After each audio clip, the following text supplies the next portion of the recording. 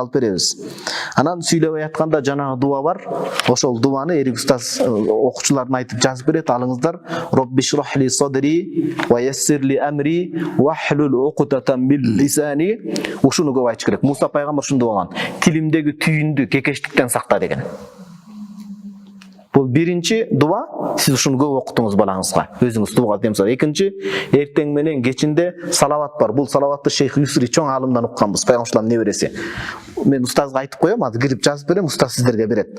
Аллахумма солли ала Мухаммадин тиббил кулуби ва давайха. Жүрөктүн медицинасы, дарыгери болгон, ооруларга шифа болгон пайгамбарыбызга салам салават айт.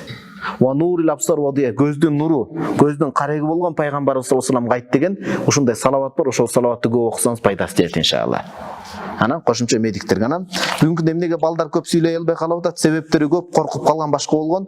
Ошон үчүн эне бала менен көп сүйлөшүш керек болуп атат, мээрим төгүш керек болуп атат.